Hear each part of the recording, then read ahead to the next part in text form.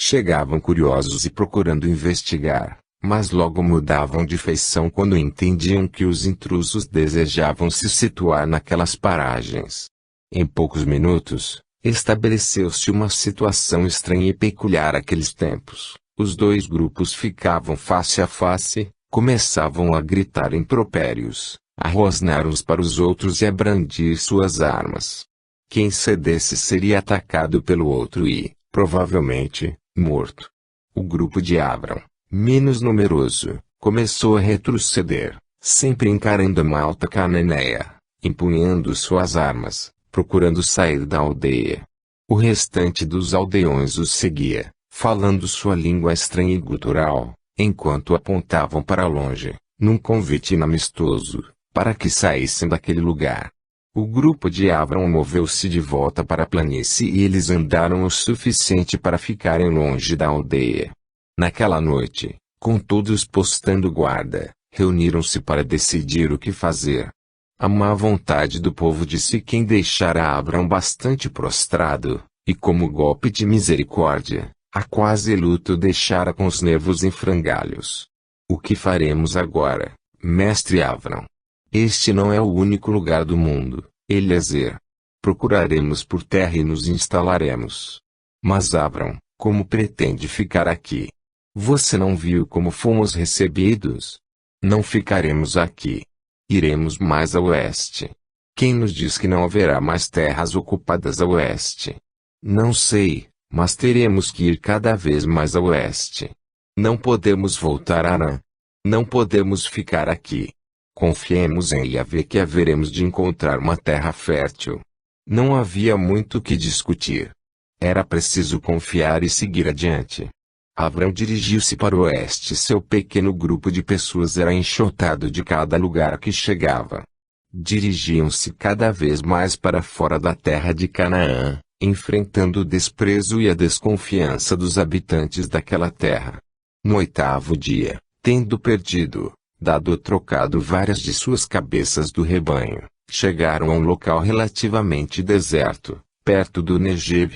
Pararam por 2 meses, naquelas terras amarelas, onde a areia do deserto vizinho teimava em invadir a cada lufada de vento. O rebanho sofria com o calor, a falta de comida abundante e com a água relativamente insalubre do local. Não podiam ficar ali por muito mais tempo. Avram tomou a decisão após uma noite agitada de sono. Fora dormir de barriga quase vazia, apenas tendo tomado uma caneca de leite de cabra. Estava exausto. Passara o dia tomando conta do rebanho contra um grupo de chacais que avistara a alguns quilômetros. Eram mais de 10 animais adultos. Ele tinha medo de que aqueles estranhos cães viessem em sua direção e atacassem seu rebanho. Entretanto, para seu sossego, até de noite, ele não os tinha avistado mais, parecendo que tinham se embrenhado no deserto. Fora dormir atormentado com chacais e falta de água, comida e futuro. Avram tinha sido escorraçado em todos os lugares da ganância por que passara. Em Silo, Betel, Bet-Sames, Zif, Maom, Arser e Tamar, a população local deu demonstrações patentes de que não eram bem-vindos. Em Betel, Avram teve uma visão de Yahvé enquanto dormia, e, no outro dia, mandou levantar uma pedra, outra esteia, e sacrificou outro carneiro em louvor a Yahvé. Em Tamar, houve algumas pedras jogadas contra as últimas carroças, ferindo de leve uma criança, o que quase ocasionou um sério entrevero, logo contornado pela argúcia de Avram. Desse modo, ele passou a cobiçar essa terra. Inicialmente porque era fértil e bela, e, depois, por ter sido expulso pelos cananeus. O ódio aos cananeus apossou-se de Avram, que voltava a demonstrar ódio e desprezo pelos poderosos e por todos que o menosprezavam. Os espíritos capelinos estavam renascendo em muitos lugares, e os mais atrasados, belicosos e endurecidos no mal, estavam vindo para Canaã e a Síria. No meio da noite, voltara a sonhar com Yahvé que, desta vez, de forma mais incisiva e direta, deu-lhe uma mensagem que o reconfortou. Nada temas, Avram, pois sou Yahvé, teu protetor. Darei esta terra a ti, nela edificarás tua descendência. Entretanto, antes que isso aconteça, deveras tornar-te digno de nela peneirar. Tira teu povo desta terra e dirige-te para o oeste até encontrares um grande rio e uma terra que os homens chamam de Quemete. Estabelece-te naquelas paragens e faças o que melhor sabes fazer para viver dignamente. Serás comerciante e pastor. Tornar-te-ás imensamente rico e voltarás para Canaã com muitos homens armados, muitos pastores e um tesouro incalculável. Vai e confia em Yahvé, pois eu sou teu exclusivo Deus. Logo após a aurora, uma gritaria se fez ouvir no campo, acordando o pequeno acampamento. Abrão acordou sobressaltado, e, pouco depois, tomou consciência do inusitado fato. Os chacais haviam atacado na aurora. Fora a gota d'água. Lembrando-se vagamente do sonho, entrevendo Deus Yahvé, deliberou partir incontinenti para o oeste. Os homens, seus servos, e seu sobrinho Lote estranharam, mas quem eram eles para discutirem com uma figura tão imponente como Avrão? O grupo perdeu algumas ovelhas, cabras e bois ao atravessar o deserto de Sur, parte do Sinai, que ligava a terra de Canaã às terras negras, o Quemete. Tiveram que caminhar quase 300 quilômetros, levando 16 dias de marcha forçada. Entretanto, ao chegarem ao Quemete, tinham mais de 1000 cabeças de rebanho, pois a viagem lenta e os cuidados extremados com o rebanho fizeram com que, além de viverem dele, pagassem tributos. Mesmo assim, o rebanho multiplicou-se razoavelmente. Chegaram em Gel, no Quemete, e Eliezer, com grande dificuldade em se comunicar, acabou descobrindo que, mais ao sul, existia uma grande cidade, que necessitava de incomensuráveis manadas de animais. Partiram, então, para a cidade de On.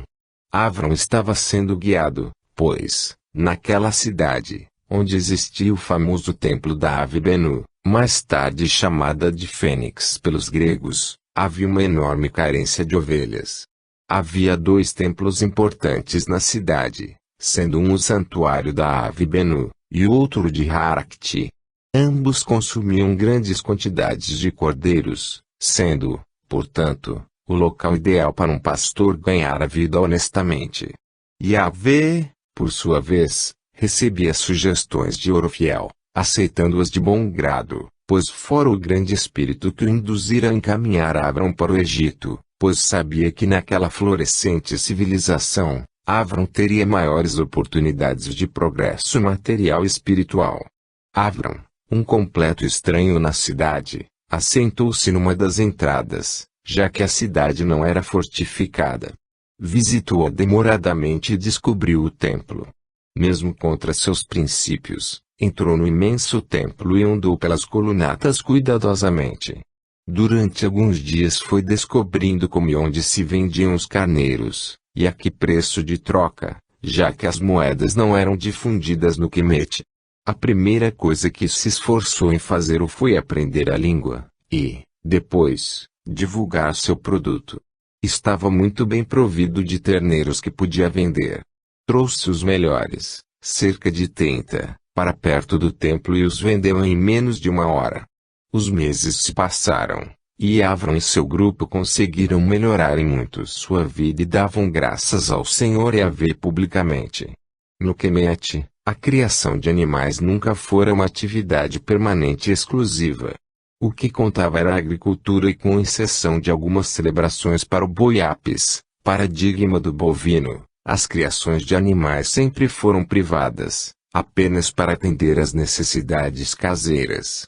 O rebanho de Avrão já não conseguia crescer à velocidade que ele desejava, já que a maioria de suas ovelhas estava velha e mal dava um filhote sádio. Era preciso buscar melhores espécies fora do Quemete, pois, localmente, as raças eram pobres. Avrão sabia que na Cananéia e na Fenícia havia belos animais, muitos deles originários do planalto da Anatólia, na Ásia Menor. Para ir até lá era preciso organizar uma expedição, com muitos pastores, exigindo muitos recursos. Dinheiro era a chave do negócio. Durante uns dias, Avram e Eliezer discutiram bastante sobre o assunto, até que Avram teve uma intuição vinda de Yahvé. O maior beneficiário das oferendas era o templo e, mais do que isso, os sacerdotes. Grande parte dos carneirinhos oferecidos aos deuses era poupada, e depois revendida para famílias ricas que pagavam bom preço. Dos que eram sacrificados, eram cortados as patas dianteiras e traseiras, o rabo, a cabeça e alguns miúdos, como o coração, fígado e o miolo, dispostos em cima de um altar e queimados durante alguns minutos. O restante da carne era consumida pelos sacerdotes e artesãos do templo da Avibenu. Se os sacerdotes também se locupletavam com os carneiros, porque não poderiam emprestar os recursos a Avram para adquirir o que lhe faltava em biblos. Com essa ideia na cabeça, Avram, agora com 25 anos, falando fluentemente a língua copta, já estava há 3 anos em On, foi conversar com o sumo sacerdote do santuário da Avibenu. Na primeira vez, não foi atendido diretamente por ele, mas por um sacerdote de razoável importância que o escutou calmamente, dizendo-lhe que levaria sua petição ao sumo sacerdote, devendo aguardar a resposta por alguns dias. 2 dias depois, Avram foi chamado pelo mesmo sacerdote, que lhe fez uma série de perguntas, sendo perguntas e respostas anotadas por um escriba presente. Avram aguardou a resposta por uma semana, até que recebeu a ordem de ir conversar diretamente com o hierofante. Chegou ao templo na hora marcada e foi conduzido aos salões de audiência do sumo sacerdote. Era uma sala ampla, com um mobiliário rico em enfeites, incrustações de pedras e desenhos de baixo e alto relevo. 2 escravos e uma escrava serviam cerveja tão gelada que Avram assustou-se com o impacto na sua boca. Absolutamente deliciosa. Avram esperou o sumo sacerdote terminar os assuntos de menos importância e dirigir-lhe a palavra. Então você é o famoso Avram que todos falam. Avram riu. Quem não gosta de ser elogiado? O sumo sacerdote era um homem de 40 e poucos anos, finório, sagaz e de família nobilíssima. Tinha mandado seus olheiros levantarem a vida de Avram e ele estava a par das menores coisas, até mesmo da adoração de Avram por um único Deus e não por uma multidão, como era comum na época. Sou seu humilde servo, grande sumo sacerdote, disse Avram, fazendo uma especial reverência, como vira outros fazerem. Na realidade, o fizera com maestria e elegância, pois ensaiara para esse momento por muitos meses. O sumo sacerdote, Sean-Ktaui, gostou dos maneirismos de Avram. Estudamos muito sua oferta e só temos uma dúvida. O olhar de Sean-Ktaui era de puro sarcasmo. A raposa estava para dar o bote. Avram, ansioso para fazer o negócio, perguntou, aflito, quase não escondendo sua ansiedade: qual é a sua dúvida, meu nobre senhor? As garantias, meu amigo, as garantias. Você compreende que o que nos pede é uma fortuna, além de exigir que destaquemos guardas e escravos em número bastante grande para organizar sua caravana de compra. Desse modo, nós temos que ter uma certa garantia de que não irá levar meus homens para um ardil, aprisioná-los, vendê-los como escravos, e apossar-se do ouro e das joias, tornando-se um homem rico, além da conta. Avram fez cara de espanto como se aquilo não tivesse passado por sua cabeça. Antes que pudesse objetar, o sumo sacerdote foi mais rápido, e, com um gesto, a mão espalmada, disse-lhe: conheço-lhe os sentimentos. Sei que não faria tal coisa, mas as boas maneiras de se fazer um negócio exigem que o tomador do empréstimo nos dê algo em garantia. Pensamos muito e queremos saber quem é aquela formosa mulher que vive em sua tenda. Sean-Ktaui era um comerciante.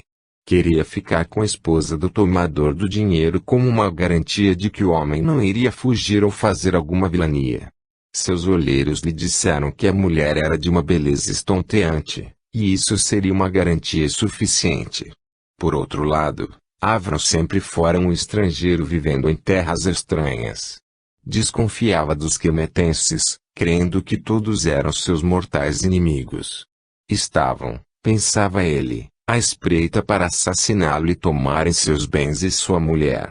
Sarah estava agora com 24 anos, na flor de sua beleza, tendo um tipo físico totalmente diferente dos quemetenses.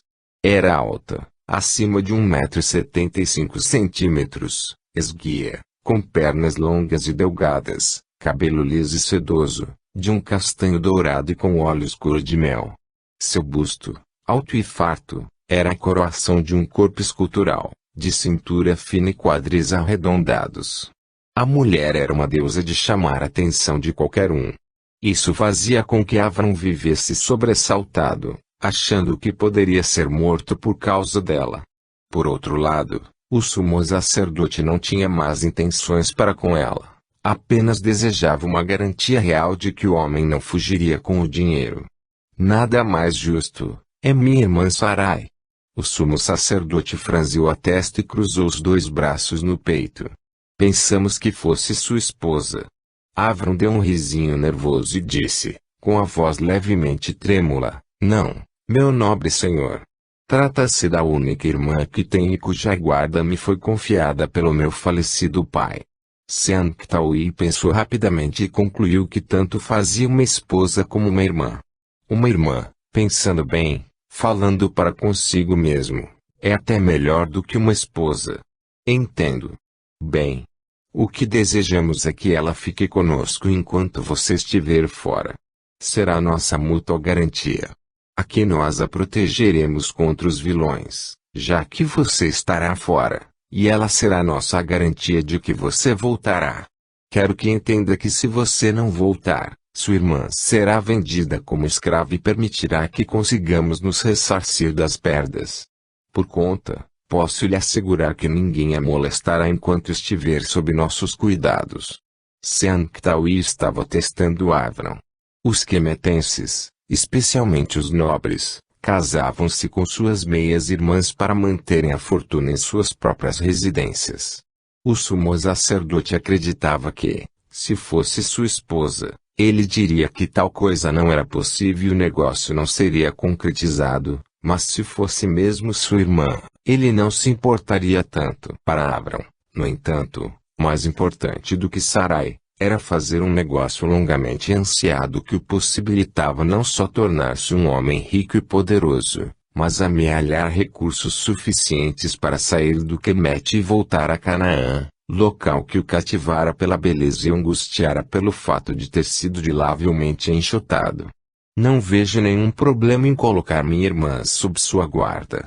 Tenho confiança de que cuidarão dela com desvelo e atenção, devolvendo-a sã e salva. Realmente deve ser irmã desse homem, pensou o sumo sacerdote. Continuaram discutindo detalhes, datas e demais itens da expedição, decidindo que sairia de On em 20 dias, ficando fora por 3 meses, retornando em tempo para as grandes festas do Etibembem, dentro de 6 meses, quando esperava-se mais de 100.000 peregrinos na cidade. Nessa época, o faraó viria em pessoa de Oara, sua nova capital, onde fizeram um magnífico palácio, para oficiar as cerimônias sagradas do Bembenet. O faraó, naqueles tempos, era Amenete III, filho de Senusret III, sendo o sexto faraó da 12 dinastia. O primeiro faraó da 12 dinastia, Amenete fora um lati que usurpara o trono e estabelecera um governo forte, terminando com os Ezers e os nobres ezepianos.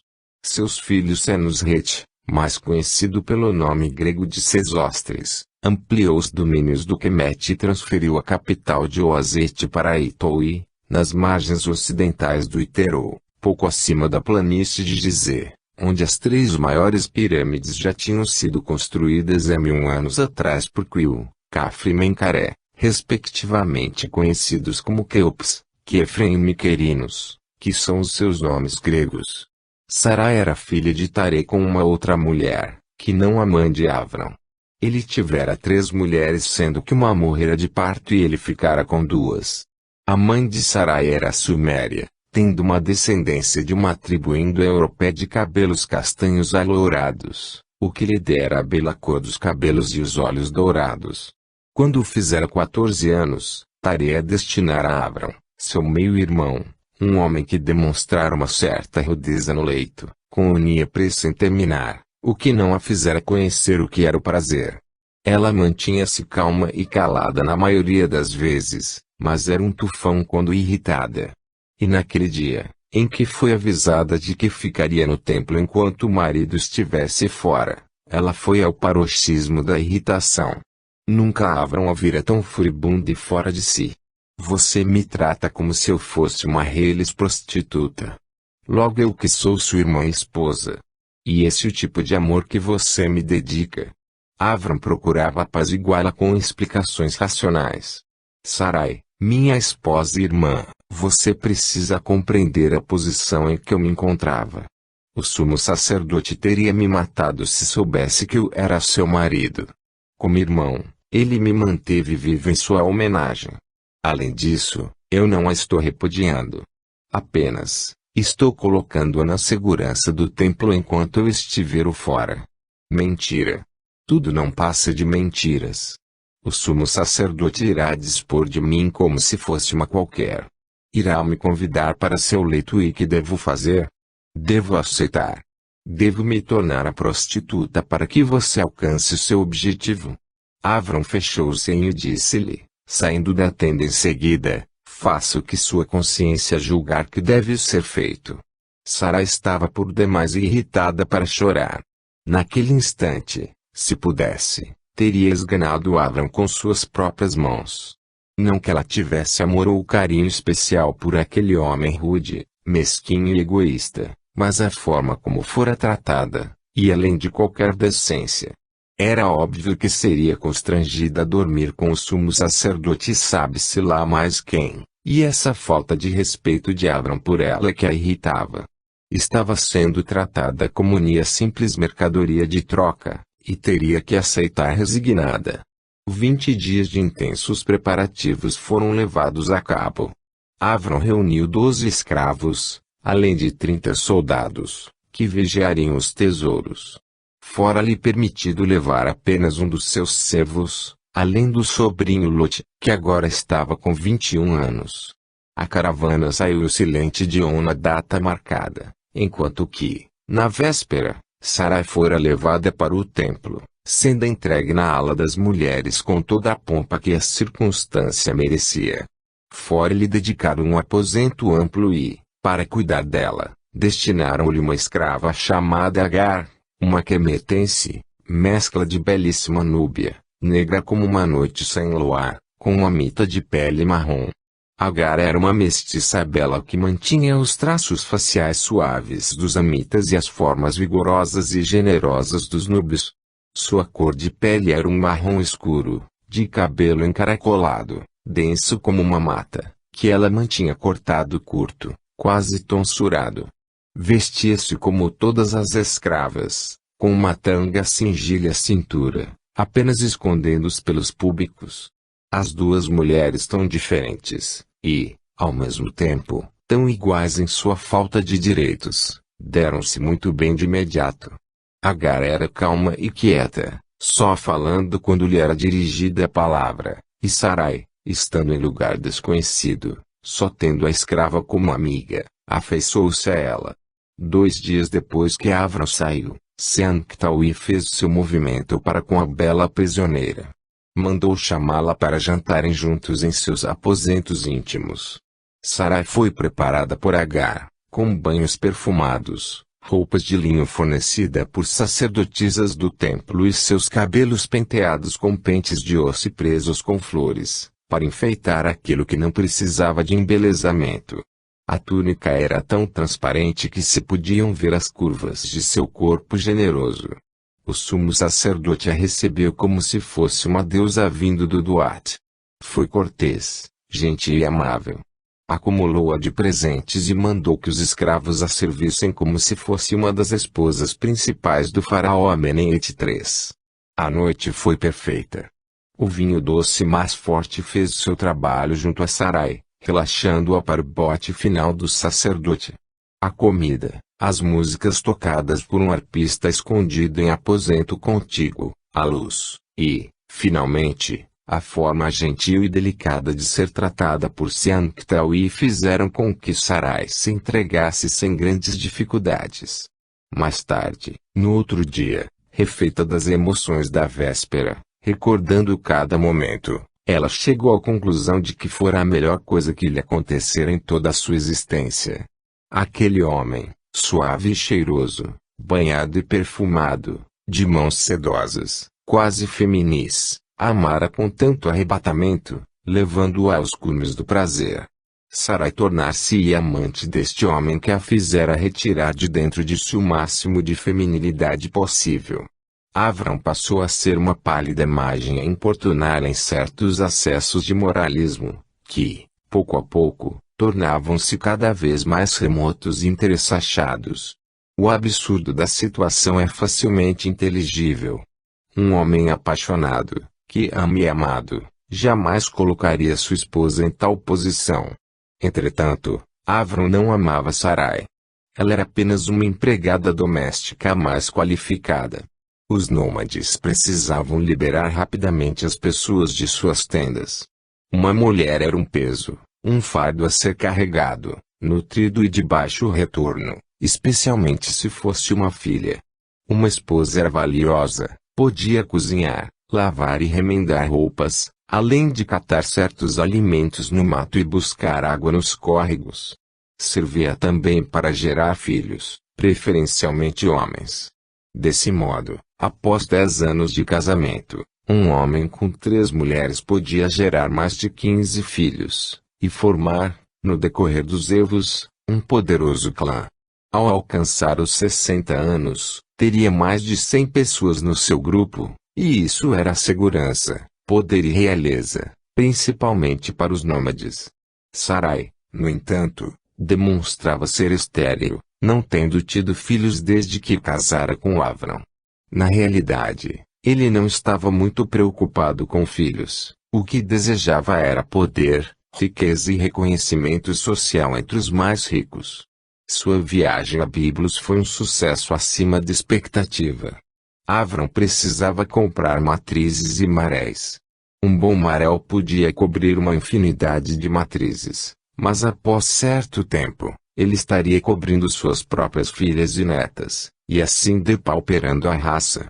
Os terneiros nasceriam cada vez mais enfraquecidos, não atingindo um peso ideal, necessitando de muito mais cuidados e com uma mortalidade muito alta. Adquirindo um grande plantel de reprodutrizes e padreadores, Avram pretendia aumentar grandemente sua comercialização de animais. Chegara ao Quemete com perto de 1000 animais e não conseguira progredir além dos 2000, já que tinha que vender os filhotes. Por outro lado, só tinha 20 padreadores, o que não era bom para efeitos de consanguinidade. Com a compra de 2000 matrizes e 100 maréis, Avram tornar-se o maior fornecedor da cidade. A viagem foi estafante, mas Avram conseguira voltar de Biblos a tempo, com suas matrizes e maréis. On recebia, nas festas do Benbenete, mais de 100.000 peregrinos, que vinham à cidade para fazer suas oferendas à barca de Ra, assim como verem e serem vistos pela alta sociedade do Quemete. O faraó, seguindo longa tradição, recebia o espírito de Ra, após vestir-se como Amon-Ra. On encheu-se de gente de todos os lugares do império, desde fenícios, sírios, cananeus, núbios, gente do Baixo e Alto Quemete e líbios.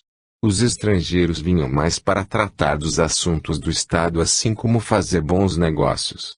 Na terceira noite, o sumo sacerdote convidou os principais do reino para assistirem ao culto secreto do Bem-Bem, do qual somente os iniciados poderiam participar, porém a todos seria facultada a estada no átrio monumental, onde seriam oferecidos acepipes diversos com saborosos vinhos do Líbano, cervejas geladas, e vários grupos de dançarinos dariam um belo espetáculo. Sarai, desde a volta do marido, só o vira uma única vez, já que ela morava quase que de forma definitiva no templo, tendo se tornado amante de Sean-Ktauyi. Avram parecia não estar incomodado com essa situação, muito pelo contrário, estava tirando grandes proveitos dela.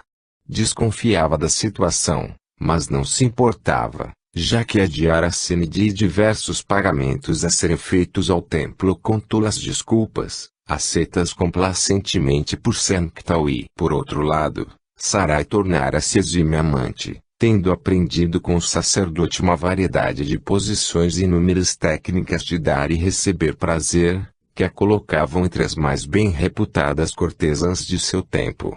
Avram foi convidado à festa, muito mais por homenagem à minha meia-irmã do que ao seu status social. Chegou na hora marcada e ficou perto do fundo, em lugar demarcado pela sua posição social. Suai aproximou-se dele e ambos, sem demonstrarem antipatia, ficaram juntos, trocando alguns dedos de prosa. A festa já tinha começado há certo tempo e os convidados estavam entretidos com um grupo de dança, quando, no final do números, entrou o faraó acompanhado de seu séquito e do sumo sacerdote. Estavam vindo da cerimônia secreta do Bem-Bem. O faraó Amenete III era um homem de 64 anos, que se dedicara à construção e à reconstrução de canais, do aterro de pântanos e da ampliação da agricultura e da pecuária. Infelizmente, sua vida particular não era tão feliz como era sua excelente e pacífica administração. Tinha uma série de esposas e concubinas que lhe proporcionavam o máximo em termos de desentendimentos familiares. Esse era um dos problemas de ter se casado com meias irmãs que achavam que tinham preferência sobre as demais. Seu filho e herdeiro que subiria ao trono como quarto a portar o nome de Amenete era um negligente, sendo casado com uma mulher terrível, sua meia-irmã, Sebec-Neferure, uma serpente que, mais tarde, o envenenaria, subindo ao trono como faraó e faria um governo deplorável, dando fim à 12ª dinastia. Sebec-Neferure também seria conhecida como Nefrusobik-Sebecaré. Amenete, por sua vez, era um homem ambicioso por amor. Sentia-se só e circundado de pessoas nas quais não tinha confiança. Acreditava que era constantemente adulado por razões vis e mesquinhas pelos seus ministros, nobres e esposas. Gostaria de mudar o cerimonial que obrigava as pessoas a colocarem o seu rosto no chão para falarem com ele, mas os sacerdotes Shen achavam que isso seria uma temeridade, podendo colocar em risco a segurança do reino. Os serofantes diziam que, ao se curvarem e prostrarem-se ao solo onde ele pisava, estavam apenas reverenciando a figura divina, filho de Amon-Ra, o Horus, filho de Osíris, deus do outro mundo. O faraó entrou lentamente no vasto átrio, enquanto todos se prostraram reverentemente, inclusive Avram e a bela Sarai. Após sentar-se numa magnífica cadeira, esculpida no melhor cedro do Líbano, Amenete ordenou que todos ficassem de pé. Foram trazidos, aos poucos, à sua presença, após ter sido servido vinho num colpázio de ouro, cravejado de pedras preciosas, os convívios mais importantes. Subitamente, num relance, Amenete viu Sarai. Ela estava conversando, afastada, com Avram. Ela estava de perfil para o faraó, que pôde notar a proeminência dos seus seios, a fartura de seus quadris e a suavidade de seus traços. Foi um impacto fulminante no coração combalido do faraó. Terá sido amor ou apenas luxúria? De qualquer forma, quis conhecê-la imediatamente. O faraó chamou um dos seus assistentes que se encarregou de descobrir que ela era meia-irmã de um pastor estrangeiro chamado Avram e que vivia no templo de On, como sacerdotisa convidada. O faraó chamou o sumo sacerdote, e, em poucas palavras, disse-lhe o que desejava. Sanctaui era um homem prático. Sabia que se discutisse com Amenete estaria conseguindo o mais perigoso inimigo, mesmo que o faraó tivesse fama de cordato. E, finoro como só havia de ser, redarguiu: Majestade, a bela Sarai é uma sacerdotisa do templo. No entanto, podemos estudar uma forma para que ela possa ser substituída. Amenete olhou com um sorriso nos lábios e perguntou-lhe: quanto isso irá custar-me? Uma bagatela, considerando a peça única, de beleza esplendorosa e de conhecimentos valiosos. O maior problema é dote que Vossa Majestade deverá dar ao irmão. Abomino tratar de dinheiro. Veja quanto ele deseja, incluindo um estipêndio mensal para a moça em questão e um prêmio para o templo, pela perda da sua sacerdotisa. Não meça esforços, nem despesas. O faraó era dono de tudo no Kemet, especialmente depois que Amenemhet I e Senusret I terminaram o poder dos Izeres e centralizaram tudo em suas mãos de ferro. Portanto, um pouco mais ou um pouco menos para o gozo do monarca era bagatela a não ser considerada. Mais difícil foi convencer Sarai a se tornar concubina do faraó e ir com ele para seu palácio em Awara, do outro lado do Iterou, no lago Xerezi, chamado pelos gregos de Moeris, na região chamada Ciclos gregos de Faim. A bela revoltou-se e, se não fosse a atuação forte de Avram, ela não teria ido.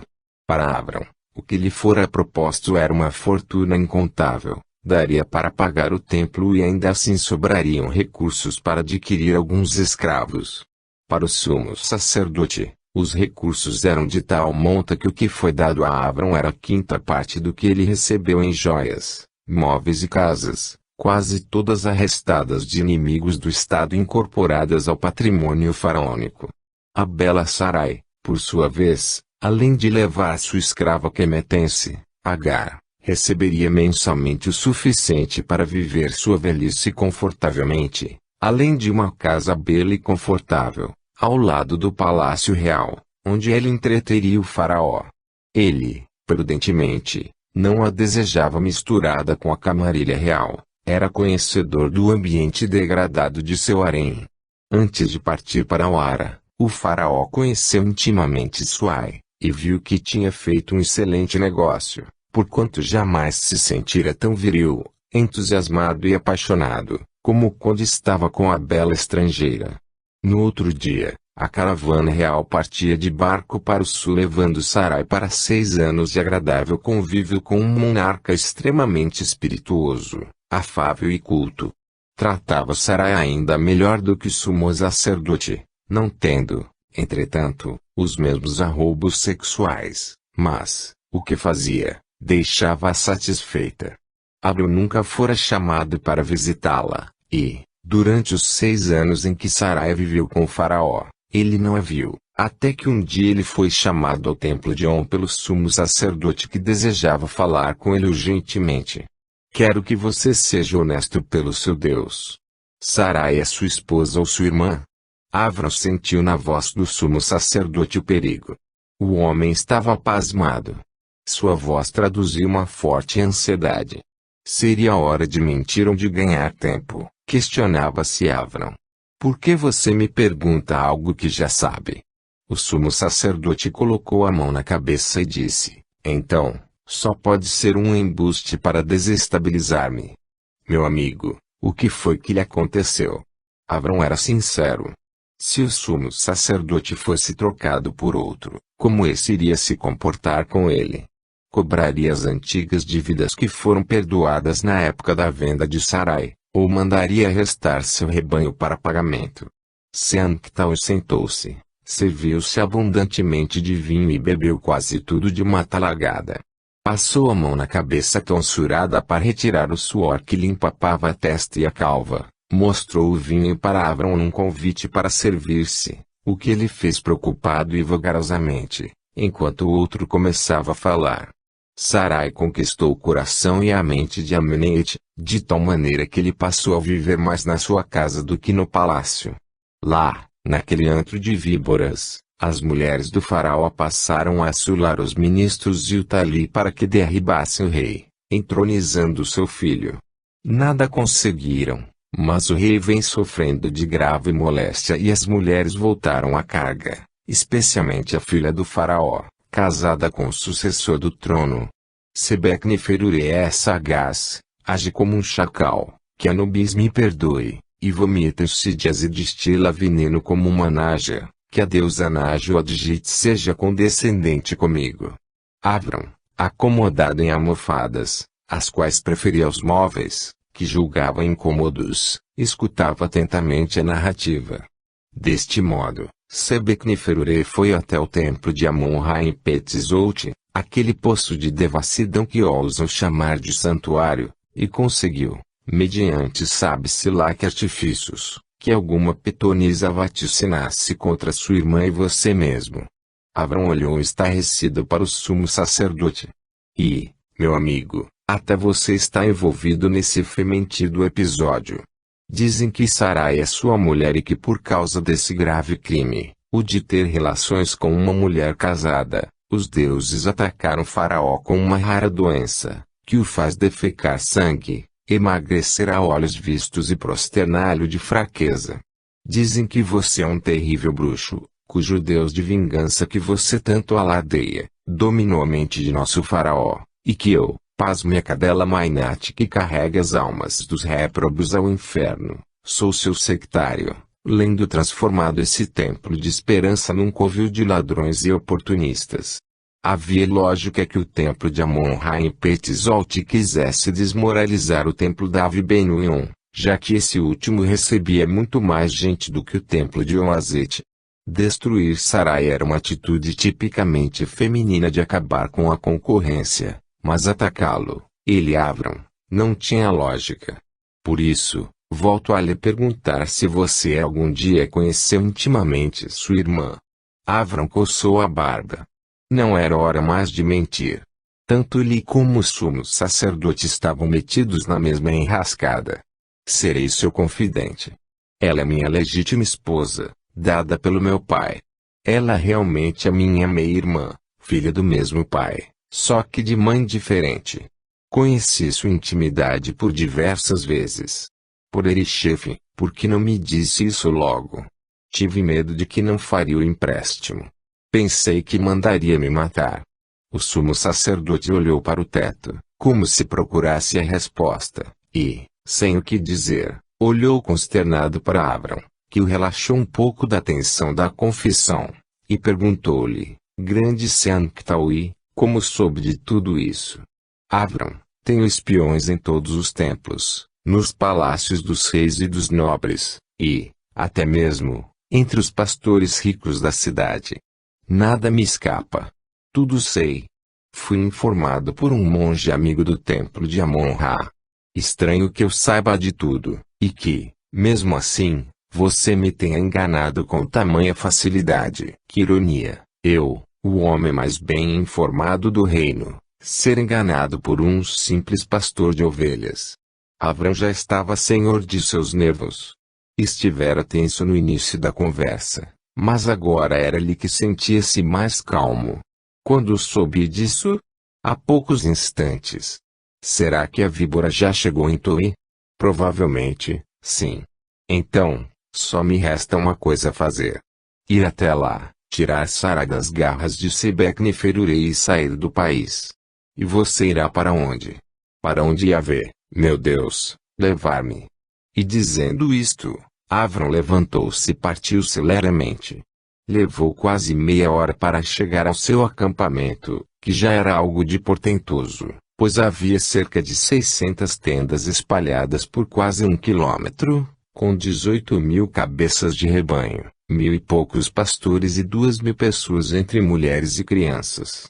Foi à procura de Loti e juntos foram até a tenda de Eliezer, que já estava dormindo. O Damasceno foi acordado no meio da noite, mas não estava de todo aborrecido por ter sido retirado do seu sono.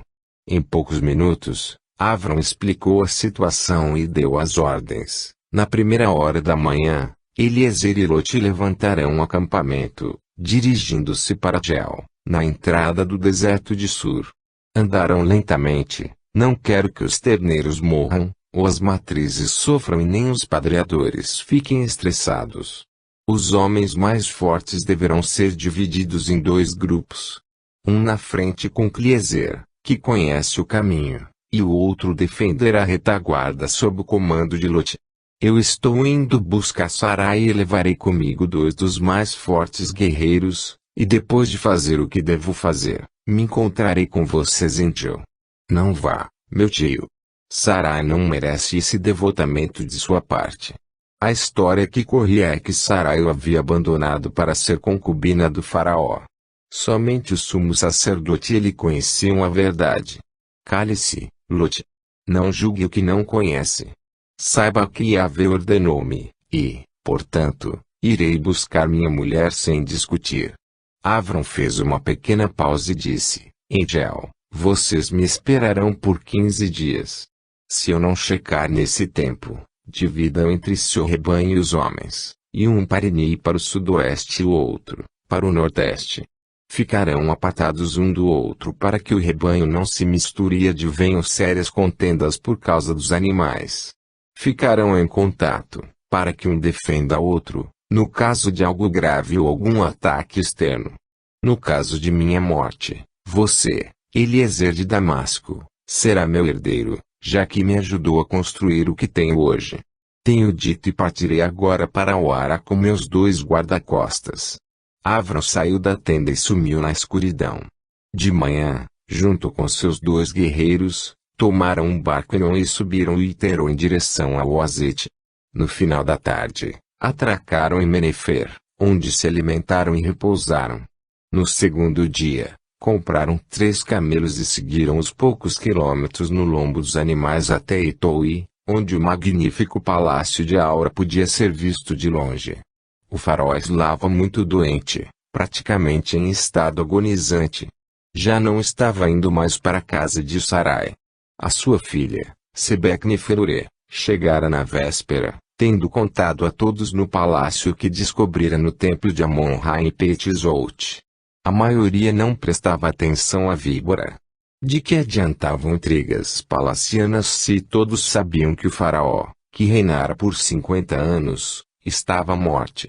Com isso, parte do plano de acabar com a pretensa influência de Sarai na corte acabaria junto com a morte do pai. A casa de Sarai foi fácil de encontrar. Era uma mansão opulenta, com guardas à porta, quase em frente ao grande palácio de Awara. Avram não teve dificuldades em entrar ao ser anunciado como irmão de Sarai.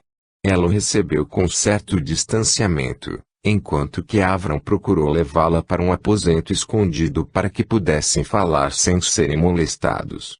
Em poucas palavras, Avram contou o risco que Sarai corria, e ela lhe confirmou parte de suas suspeitas de que o faraó estava à morte, e que, realmente, existia muito ódio contra ela no palácio.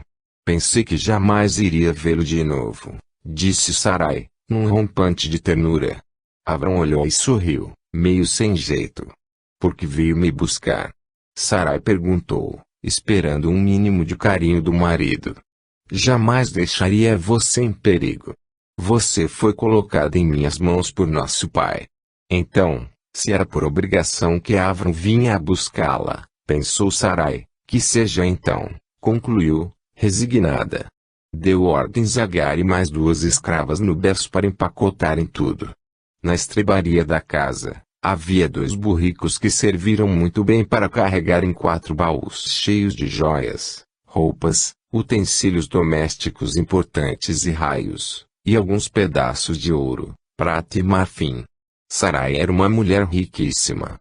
Não poderia vender a casa, visto que pertencia ao faraó. Entretanto, o que tinha era suficiente para viver às largas em qualquer lugar do Kemet. Mas agora, com a iminente morte do monarca e a ascensão ao trono de seu filho, cuja primeira esposa era sua mortal inimiga, permanecer naquelas terras seria um suicídio. No início da tarde, o grupo movimentou-se, sobre camelos e burricos, para fora de Itoi. Com sorte, chegaria no início da noite à aldeia de Ira, onde poderiam dormir e seguir viagem no outro dia, de barco, até On. Em um dia, estariam de volta a Et-Ben-Ben, de onde tomariam camelos e burricos que os esperavam, podendo chegar em Jeon no 3º dia de viagem. Tudo correu como previsto e Avram, seus 2 guarda-costas, Sarai e suas 3 escravas alcançaram o grande grupo em Jeel, como fora marcado. A partir daquele ponto começava o forno do deserto de Sur. Avram, Eliseu e Lot abraçaram-se como se não se vissem há muitos anos, e no outro dia partiram para Canaã.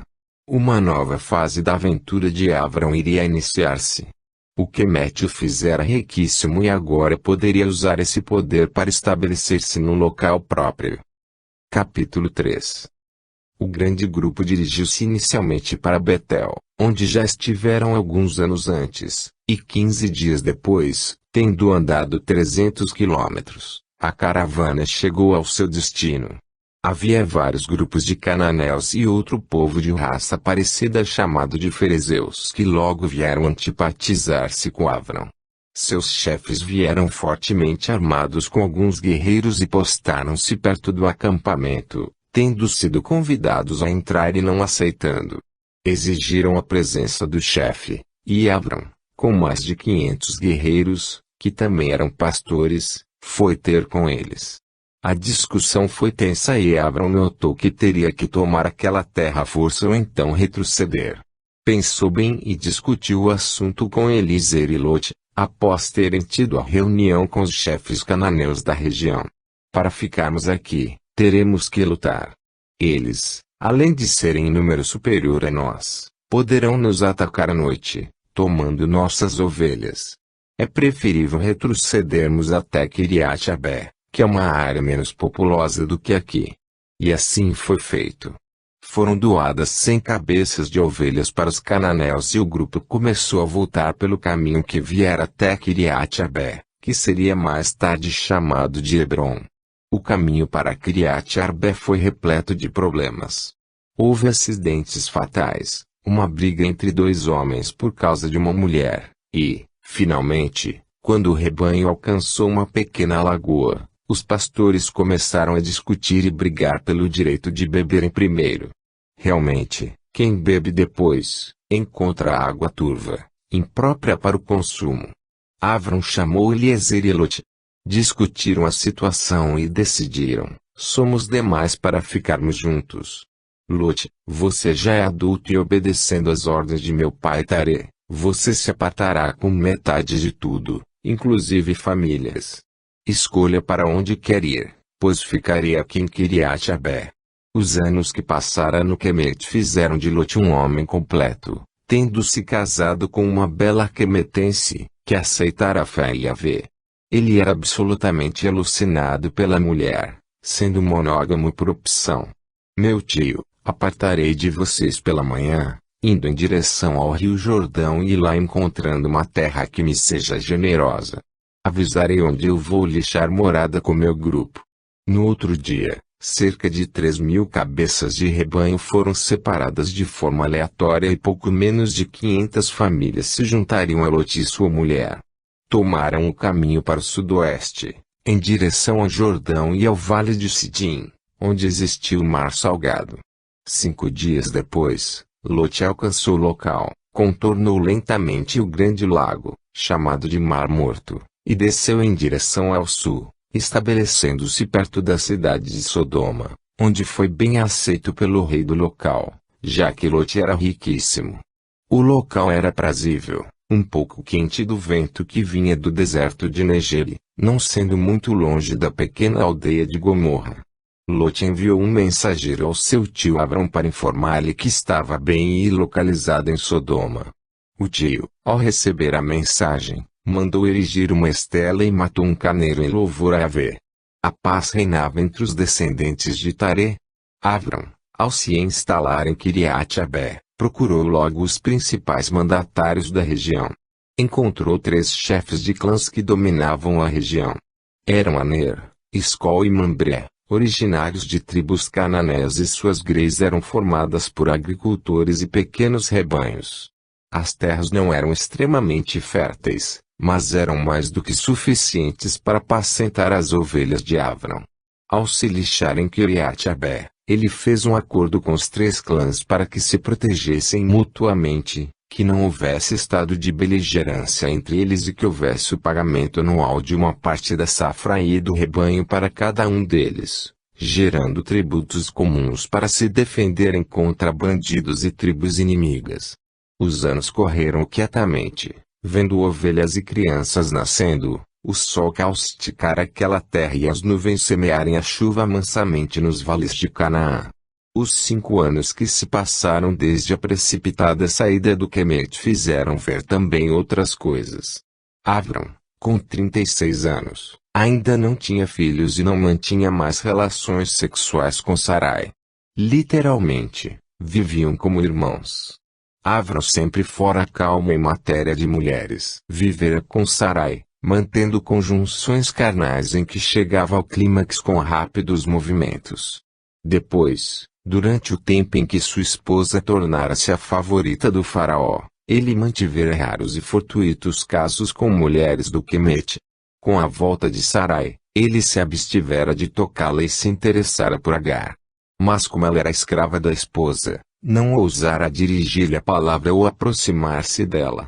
Temia ser repudiado e se havia algo que o enervava ao extremo era ser repudiado.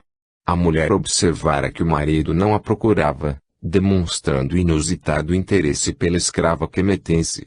Desse modo, Sarai resolveu oferecer Agar ao marido, até como unia forma de contentá-lo. Numa noite, Sarai entrou na tenda do marido, trazendo Agar pela mão. A escrava estava esplendidamente vestida, mostrando mais do que escondendo, e com um sorriso envergonhado, vinha dócil e solícita. Sarai, cordial e muito afável, falou com um surpreso Avram. Não sei por que razão não consigo ter filhos, mesmo os querendo muito. Desse modo, pensei que seria uma grande bênção do nosso Deus se você pudesse gerar um filho em Agar, minha escrava, e, através dela, eu me tornaria mãe.